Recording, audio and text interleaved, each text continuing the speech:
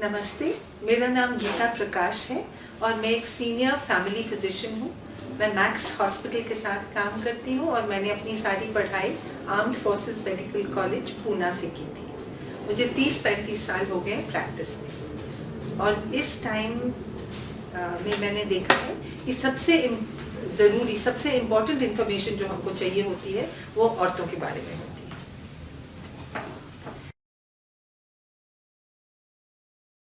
मुझे लगता है ये बहुत ही इम्पोर्टेंट एक टॉपिक है, क्योंकि जो महीना होता है वो शुरू होता है जब एक लड़की 11 या 12 साल की होती है और जब तक वो 40-45 साल की नहीं हो जाती, ये महीना हर महीने उसके साथ होता है। तो अगर उसके बारे में पूरी जानकारी ना हो तो कई बार ये बहुत ही एक घबराने सी चीज़ हो जाती है या डरावनी सी चीज़ हो जाती है, जिसके बारे में मुझे लगता है सबको जानकारी होनी चाहिए।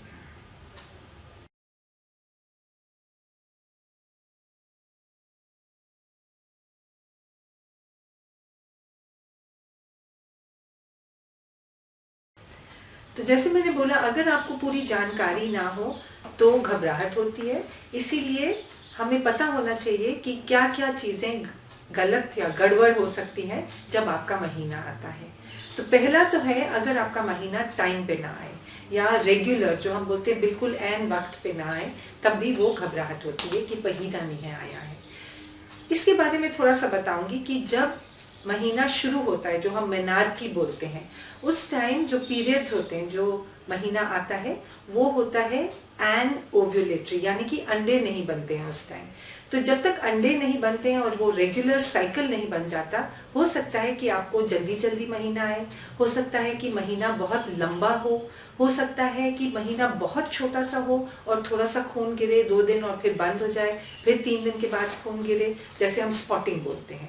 तो ये सबसे कॉमन बात होती है जो पीरियड्स के साथ हम देखते हैं। दूसरी बात होती है जो डिस्चार्ज होता है, यानी कि जो सफ़ेद पानी गिरता है, हम बोलते हैं ल्यूकोरिया या वैजिनाइटिस। उसमें क्या होता है कि जो पानी गिरता है, वैसे तो नॉर्मली महीने से पहले थोड़ा सा होता है, कई बार पतला होता है और जैसे महीना बढ़ता जाता है वो थोड़ा थिक या चिकना हो जाता है। लेकिन अगर उसमें कोई भी स्मेल हो, बास आए, या वो लाल रंग का या ब्राउन रंग का हो जाए, या वो पीले रंग का हो जाए, या दर्द हो, या जब आप यूरिन पास करते हैं, पेशाब पास करते हैं, उस टाइम कोई जलन हो, तब मतलब है कि उसमें कोई इन्फेक्शन है। तो ये दूसरी बात है जो प्रॉब्लम दे सकती है। उसके अलावा एक बहुत ही बड़ी समस्या है, हमने देखा है कि कई औरतों को ये नहीं पता कि क्या इस्तेमाल करना चाहिए जब महीना आता है। कई शहरों में, छोटे कस्बों में कपड़ा इस्तेमाल किया जाता है, वो वही कपड़ा धो के इस्तेमाल करते हैं, जिसके साथ उनको और भी बीमारियां हो सकती हैं अगर वो ठीक से धुला ना हो। दूसरी बात, कईयों को सैनिटरी नैपकिन्स या टैम्पॉन्स, जो नए हम इस्तेमाल करते हैं चीज़ें पीरियड्स के लिए, कईयों को इसके बारे में जानकारी भी नहीं है। एक अफोर्डेबिलिटी हम बोलते हैं, इस्तेमाल कर तो आज सीख सकते हैं, लेकिन ये महंगी चीज़ें हैं, इसीलिए कई बार वो इस्तेमाल करने से झिझकते हैं। और तीसरी बात, उनको समझ नहीं होती है कि कैसे इस्तेमाल करना है, कितनी बार उसको चेंज करना पड़ता है, कितनी बार उसको उसके साथ कैसे मतलब आपके व्यवहार में क्या फ़र्क पड़ता है उसको इस्तेमाल करने से। तो कई बार वो सोचते हैं कि हम कपड़ा ही यूज़ करेंगे, क्योंकि हमें उसके साथ सब पता है कि उसको धुलना है, उसको साफ़ करना है, उसको पहनना है। लेकिन अगर हम ये जानकारी सबको दे सकते हैं कि अगर आप ये सैनिटरी नैपकिन यूज़ करो या आप ये टैम्पॉन यूज़ करो, ये अच्छी बात है, क्योंकि उसके साथ एक तो आप अपना घर का काम कर सकते हैं, वो ज़्यादा स्लिप नहीं करता है, गीला होता है तो आप चेंज कर सकते हैं, चेंज करने के बाद वो फेंक देते हैं, उसको धोने की समस्या नहीं होती है, उसको कहीं संभाल के रखने की समस्या नहीं होती है।